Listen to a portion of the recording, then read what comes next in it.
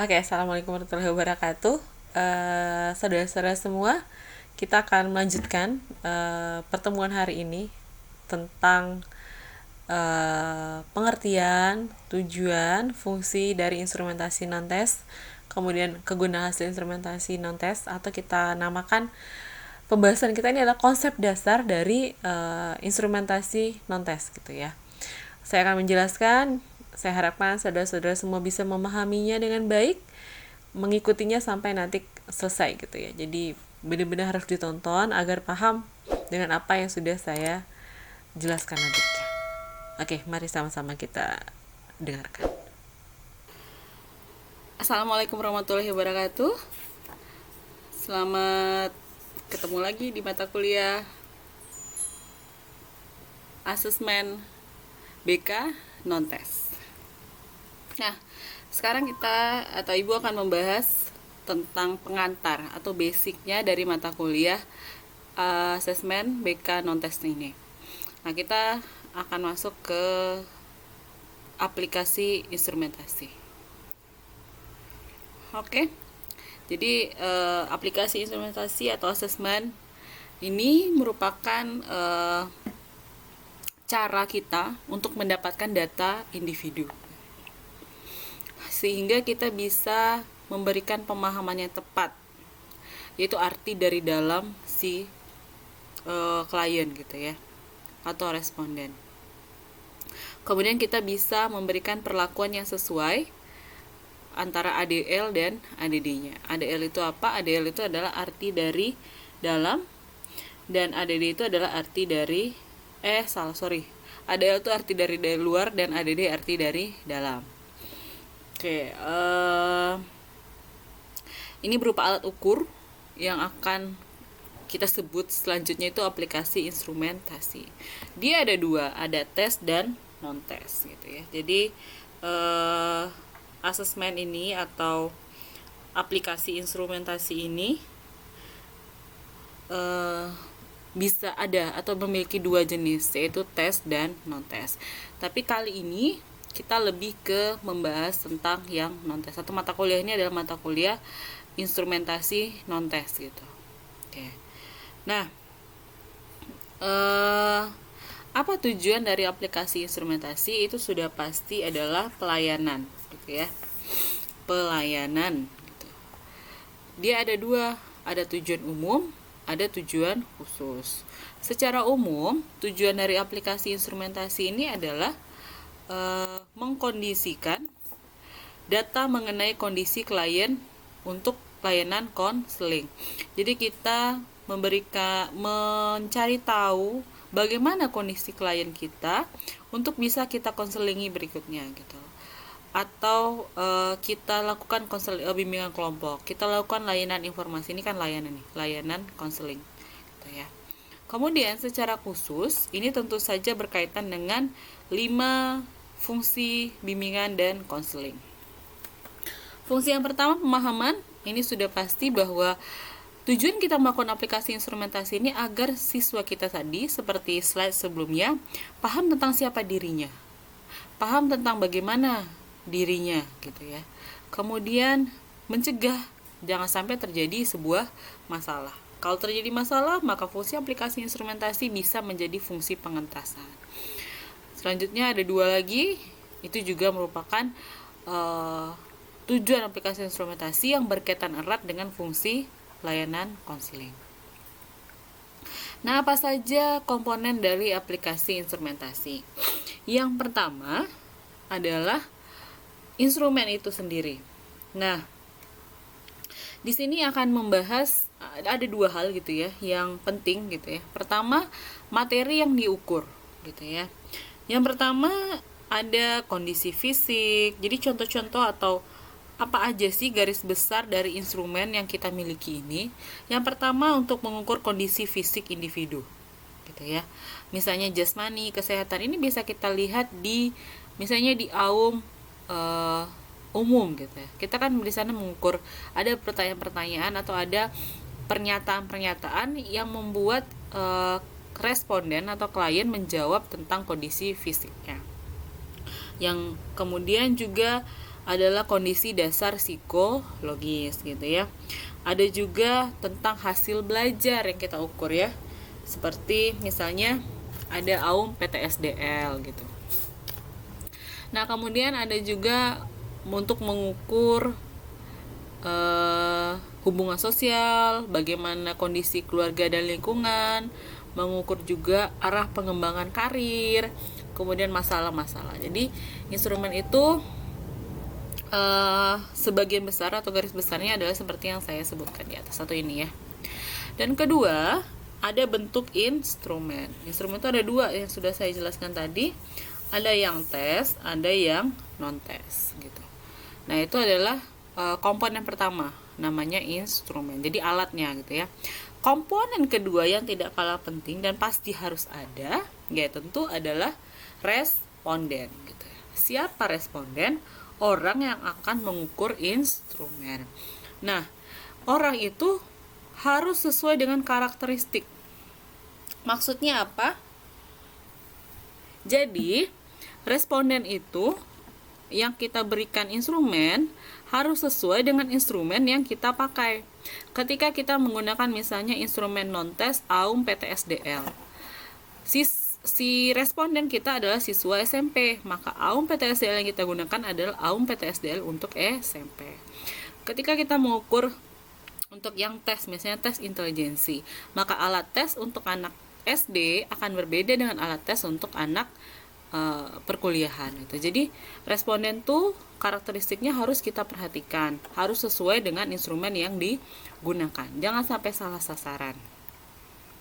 Nah, yang ketiga, pengguna instrumen gitu ya, berkaitan dengan keprofesian. Pengguna instrumen hasil aplikasi instrumentasi ini biasanya seorang konselor gitu ya. Nah, apa syaratnya atau apa sih syarat seorang konselor yang bisa melakukan penyelenggaraan aplikasi instrumentasi ini? Yang pertama, dia paham isi dan bentuk instrumen. Dia tahu ini instrumennya untuk apa isinya, gitu. Bentuknya seperti apa? Apakah soalnya gambar? Apakah soalnya berbentuk pertanyaan, ataukah berbentuk pernyataan? Jadi dia sudah paham dulu. Yang kedua, dia memahami dan dapat melaksanakan pengadministrasian, pengelolaan jawaban, penafsiran hasil instrumen. Nah, ini penting. Jadi kita tidak hanya boleh menyebarkan aja instrumen, tapi kita nggak bisa mengolahnya, kita nggak bisa menafsirkan. Jadi harus pandai dulu itunya. Kemudian dia memperoleh izin menggunakan. Jadi ada beberapa instrumen itu, terutama tes, itu tidak boleh digunakan sembarang orang. Hanya orang yang sudah punya izin boleh menggunakannya. Nah, kita akan masuk ke azas-azas dari aplikasi instrumentasi ini. Yang pertama adalah kerahasiaan. Ini jelas ya bahwa kegiatan kita ini sifatnya rahasia gitu. Jadi nggak boleh ada orang lain yang tahu hasil dari aplikasi instrumentasi seorang responden kalau dia tidak berkepentingan. Misal Anda melakukan aplikasi instrumentasi berupa sosiometri. Kemudian si responden yang seharusnya hanya dia yang tahu hasil posisi dia dalam hubungan di kelas itu, Anda kasih tahu ke temannya, itu berarti sudah melanggar kerahasiaan. Jadi yang boleh tahu itu hanya si responden dan orang yang memang membutuhkan data tersebut gitu ya, tidak sembarang orang. Yang kedua itu adalah kesukarelaan. Yang dimaksud kesukarelaan di sini adalah respondennya tuh sukarela mengikuti kegiatan instrumentasi gitu. Sehingga kalau dia sukarela, maka dia akan terbuka. Dia akan menjawab item-item instrumen sepenuhnya dengan jujur, dengan benar, sehingga hasilnya nanti valid gitu ya. Gitu. Jadi tidak terjadi hasil-hasil yang tidak valid gitu. Nah, pendekatan dan teknik yang dilakukan dalam kegiatan aplikasi instrumentasi itu ada 4. Yang pertama, penyiapan instrumen dan responden. Jadi si konselor harus menyiapkan instrumennya dan menyiapkan si responden gitu. Jangan sehingga terjadi matching gitu ya. Tidak mismatch nanti ketika pelaksanaan kegiatan instrumentasi. Jadi pertama si konselor harus memahami dulu manual dari instrumen. Jadi dia baca dulu kalau memang dia belum pernah menggunakan, atau kalau dia sudah pernah menggunakan tentu dia sudah memahami sekali manual instrumennya. Kemudian dia mengidentifikasi karakteristik si responden gitu ya. Nih instrumen saya cocok nggak sama responden saya. Yang kedua, ketiga ya, dia melihat kesesuaian antara instrumen dan responden sehingga tidak terjadi mismatch tadi ya, sehingga dia benar-benar matching gitu ya. Dan kemudian dia menyiapkan diri untuk mampu melakukan kegiatan gitu ya. Karena si konselor atau si tester ini harus siap secara lahir dan batin melakukan kegiatan instrumentasi. Yang kedua, pengadministrasian instrumen. Ini akan kita jelaskan pada berikutnya. Pengolahan dan pemaknaan jawaban gitu ya. Jadi pengolahan ini bisa manual, bisa juga menggunakan aplikasi yang ada di komputer. Dan terakhir ada penyampaian hasil instrumen gitu ya. Ke siapa disampaikan? Kepada responden dan orang yang membutuhkan gitu ya. Gimana cara menyampaikannya? Tentunya dengan berhadapan langsung, nggak mungkin disebarluaskan begitu saja. Nah, ini tadi yang saya bilang harus cocok gitu. Konselornya harus paham manual, karakter respondennya harus ngerti, sesuai tidak instrumennya, dan dia mampu mengadministrasikan. Dia siap dalam aspek teknis dan administratif. Nah, jadi ketika pengadministrasi instrumen, si konselor itu pertama ada namanya limatmen, 5 pengadministrasian instrumen. Ini harus dihafalkan oleh setiap tester atau setiap konselor yang akan melaksanakan aplikasi instrumentasi. Yang pertama, dia paham isi atau dia perlu menjelaskan isi dan tujuan dari instrumennya. Misalnya, saya akan melakukan instrumen namanya alat ungkap masalah. Ini merupakan alat ungkap masalah umum. Gunanya, dia jelaskan itu. Dia perlu menjelaskan itu di awal-awal kegiatan aplikasi instrumentasi.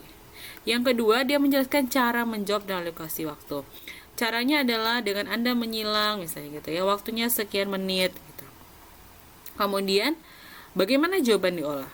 Nah, jawaban dari anak-anak semuanya akan saya kumpulkan nanti dan saya olah menggunakan aplikasi yang ada di komputer gitu, atau saya akan mengolahnya secara manual gitu. Jadi dijelaskan. Nah, kemudian kita akan menjelaskan bagaimana menyampaikannya. Minggu depan hasilnya akan saya sampaikan di kelas ini secara umum hasil dari kelas. Tapi untuk hasil dari individu nanti boleh temui saya di ruang BK misalnya gitu ya. Apa guna dari instrumen ini? Apa guna dari kegiatan ini? Gunanya adalah agar nanti gitu, saya bisa memberikan layanan yang sesuai dengan Ananda. Jadi 5 hal ini memang harus dijelaskan, harus benar-benar dijelaskan, harus hafal gitu ya 5 hal ini. Beberapa instrumen itu sudah ada 5 hal ini di halaman depan biasanya dari buku instrumentasinya gitu. Jadi kalau beberapa instrumen yang sudah benar-benar dicetak dan sudah divalidasi reliability segala macam, itu sudah ada bukunya, kita tinggal baca gitu ya. Nah, penggunaan hasil instrumentasi, apa sih gunanya bagi seorang guru BK atau sebagai seorang konselor aplikasi instrumentasi ini? Yang pertama, perencanaan program untuk need assessment gitu ya. Jadi setiap awal semester biasanya kita butuh need assessment, butuh data apa sih yang harus saya lakukan gitu. Dari hasil ini apa yang akan saya lakukan gitu. Jadi untuk membuat program yang 5 itu, tahunan, semesteran, bulanan, mingguan sampai harian itu, kita butuh need assessment yang didapatkan dari hasil instrumentasi tadi. Yang kedua, untuk penetapan peserta layanan. Jadi kan nanti kita akan membuat kelompok, akan membuat layanan BKP atau KKP, kita akan melakukan konseling individual, kita akan memberikan layanan informasi. Itu semua kita tetapkan berdasarkan juga hasil instrumen. Dari hasil sosiometri A dan B itu terjadi clash gitu ya, nggak mungkin dia dikelompokkan dalam kelompok bimbingan kelompok. Si A dan si B begini. Jadi itu semua menjadi pertimbangan kita ketika membuat sebuah kelompok dalam bimbingan kelompok. Kemudian sebagai isi layanan berdasarkan relevansinya. Ya, sama dengan yang tadi ya sebenarnya. Kemudian pertimbangan tindak lanjut. Jadi kita bisa juga dari instrumen ini setelah mengisi misalnya instrumen hasil layanan, kita tahu gitu ya. Apakah kita berhasil, tidak berhasil gitu ya. Jadi ada LAISEC, LAIJAPEN dan LAIJAPAM gitu ya. Apa keterkaitan layanan ini? Yang jelas dia dengan berbagai alat instrumentasi tentu sangat berkaitan. Dia hasilnya akan menunjang atau mendukung terselenggaranya layanan konseling. Kegiatan pendukung lainnya ada 5 lagi gitu ya. Jadi dia sangat berkaitan erat ya. Misalnya dari hasil instrumen akan dilakukan layanan konseling perorangan. Dari hasil instrumen akan dilakukan kunjungan rumah. Dari hasil instrumen akan dilakukan misalnya konferensi kasus. Akan dilakukan layanan informasi. Jadi dari hasil instrumen ini bisa melakukan layanan lain atau kegiatan pendukung lainnya. Nah, bagaimana operasional kegiatan aplikasi instrumentasi ini? Dimulai tentu dari perencanaan, kemudian ada pelaksanaan, evaluasi, analisis evaluasi, dan tindak lanjut. Jadi kita rencanakan, kita bikin RPS-nya, RPL ya, rencana pelaksanaan layannya, kemudian kita lakukan, berikan LAISEC, LAIJAPEN dan LAIJAPAM, kemudian kita lihat hasilnya dan kita follow up gitu ya. Apakah akan diberikan tambahan instrumen lain atau akan diulang instrumennya gitu ya, atau akan diberikan layanan lainnya. Sehingga kita punya laporan pelaksanaan kegiatan. Nah, itu tadi basic dari apa itu instrumentasi. Nah, kita mengenal bahwa instrumentasi tadi ada 2, tes dan non-tes. Nah, non-tes itu misalnya observasi, angket, wawancara, sosiometri, buku harian, inventory, AUM gitu ya. Ini semua jenis-jenis instrumentasi non-tes. Beberapanya kita bisa bikin sendiri. Beberapa lainnya kita pakai yang sudah ada gitu ya. Nah, ini segmen non-tes namanya ya. Jadi, kenapa non-tes? Karena tidak ada angka di sini. Tidak ada benar dan salah gitu ya. Jadi, kenapa dikatakan non-tes? Kalau tes, nih nanti kan kita lihat ya. Kalau tes itu kan ada tes intelijensi, bakat, minat gitu ya. Ini ada poin di sini ya. Oh, intelijensi kamu 130, itu ada poinnya di sana. Ada benar salahnya gitu ya. Tes bakat, kamu bakatnya di sini di sekian persen, di sini sekian persen, itu ada nilai-nilainya. Sementara kalau di non-tes tadi itu lebih ke banyak deskriptif. Walaupun nanti kalau kita temukan di sini akan ada angka-angka juga, tapi yang lebih diutamakan adalah deskripsinya gitu ya. Oke, itulah tadi penjelasan tentang aplikasi instrumentasi secara garis besarnya. Kita akan mulai memasuki minggu demi minggu aplikasi-aplikasi instrumentasi yang sifatnya non-tes gitu ya. Oke, non-tes. Jadi kita akan bahas tentang aplikasi yang non-tes. Ini saja. Di mata kuliah selanjutnya, di semester berikutnya, kalau Anda lulus mata kuliah ini, maka Anda akan belajar aplikasi-aplikasi yang tes gitu ya. Itu saja, terima kasih. Selamat mengerjakan tugas-tugasnya yang sudah dibagikan di aplikasi Google Classroom-nya. Ya, demikian tadi penjelasan tentang konsep dasar instrumentasi non-tes dengan beberapa isinya gitu, tujuan, pengertian, dan sebagainya. Saya harapkan saudara-saudara semua memahaminya dengan baik. Namun jika ada keraguan, jika ada pertanyaan, ada tanggapan, boleh langsung disampaikan kepada saya nanti mungkin lewat grupnya, sehingga juga teman-temannya bisa membaca gitu, jadi teman-teman juga bisa memahami.